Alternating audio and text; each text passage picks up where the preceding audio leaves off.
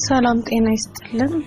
በዚህ ቻናል ላይ አሪፍ የሆኑና መሳጭ የሆኑ ታሪኮችን እናቀርብላችኋለን። ፕሮግራሙ ስትከታተሉ ሰብስክራይብ እና የደወል ምልክት በመጫን የቻናላችን ቤተሰብ መሆን እንዳትረሱ። ሀሊማ እባላለሁ።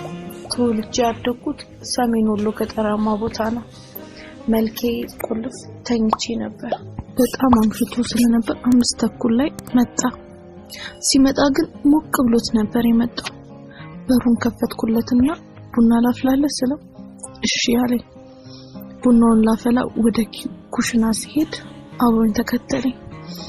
ፈራ ተባ እያልኩኝ ሄድኩኝና ማፍላት ጀመርኩ። አፍልቼ እስከምጨርስ ድረስ ግን የሱ አይን ከኔ ዳሌ ላይ አይኑ ምንም ሊዞር አልቻለም። እንደዛም ሆኖ ወደ ደረቶቼ ጉብ ያሉትን እያፈጠጠ ሊነቀል አልቻለም። ቡናውን ቀድቼ ስሰጠው ላንቺም ቅጂና ወደ ሳሎን ነው ያለኝ። እሺ ብዬ ወደ ሳሎን ሄድኩኝ። ሳሎን ስገባ እሱ ቲቪውን ከፍቶ ፍላሽ እየሰካ ነበር።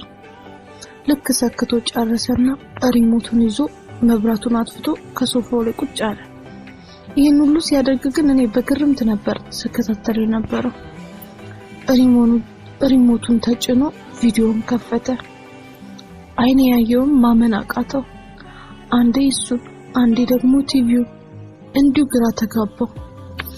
ቪዲዮ ላይ ያለው እኔና ዘበኛው ስንከካ የነበረውበት እንዳለ ቪዲዮ ነው።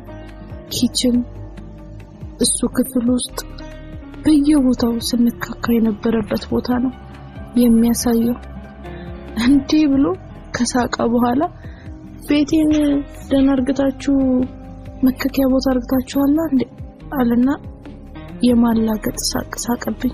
ሰሚኛለሽ ከዛሬ ጀምሮ እኔ ማዝሽን ሁላ ታደርጊያለሽ ብሎ ጮህብኝ። ያን ደደብ ደግሞ የሥራውን የምሰጠው አለኝ። በማግስቱ ሲነጋ ዘበኛውን አባረረው። ምን ሊያደርግ ፈልጎ ነው እያልኩ ማሰብ ሆነ ስራዬ። መሸና ማታ ሲመጣ ፒኪኒና ሁለቱን ኩብ ያሉትን እንጆር የሚመስሉትን ደረቴ ላይ ያሉትን የሚሸፍንልኝ የጡት ማሰዣ በፌስታል ይዞ መጣ። እንደ ትናንትና ግን አልጠጣም ነበር።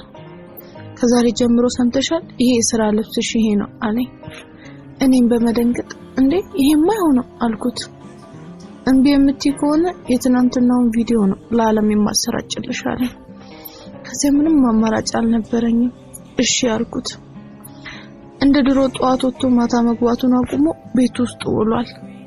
ምክንያቱም እኔ የለበስኩት ልብስ በጣም እያማለለው ስለሆነ በየቀኑ ደግሞ አዳዲስና የተለያዩ ነበር እየገዛ የሚመጣው።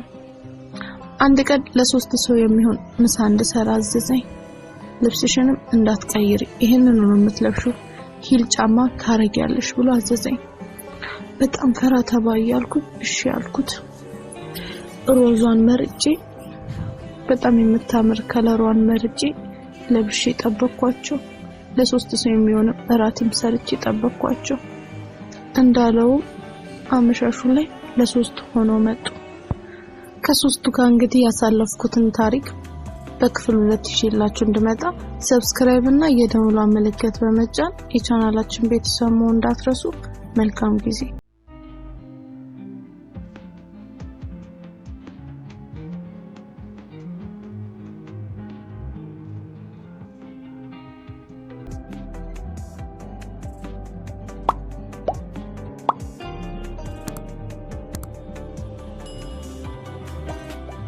ሰላም ጤና